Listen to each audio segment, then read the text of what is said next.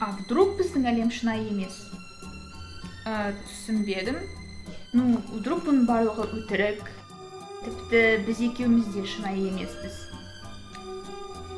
Білмеймін, мен вроде сені көріп тұрмын. Жо, мысалы, неге біз осы жерде отырмыз? Басын ба, мен сені өз үйіме шақырдым. Және де қазір біз кино көреміз. Ал егер де сенің ойларың, әрекеттерің сенікі болмаса ше?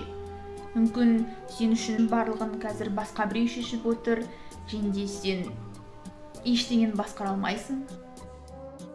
Қалай сонда басқара алмаймын? Міне, қолымды көтергім келді ме? Көтердім. Түсіргім келді ме? Түсірдім. Жоқ, қайдан білесің? Мүмкін біз фильм кейіпкерлеріміз, және де қазір біз үшін барлығын сценарий шешіп отыр. Онда біздің сценарий жаман деген сөз. Қызықтырақ бірдеңе ойлап табуға болмады ма? Сонда саған бәрібір ме? Сен үшін қазір барлығын басқа біреу шешіп отыр, ал сен тіпті ештеңе істей алмайсың. Ал неге мен сонда вообще алаңдауым керек? Окей, допустим, сен теорияң дұрыс делік. И не өзгерді? Ештеңе?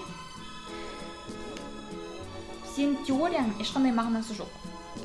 Так что алаңдамай қой. Я, сенікі дұрыс шығар. Ал, біз үшін.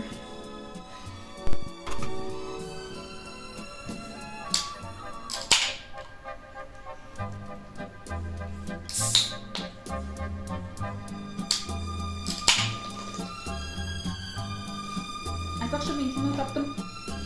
Қандай? Шоу Трумана. Көреміз бе? Давай, мынау бәрібір. Давай.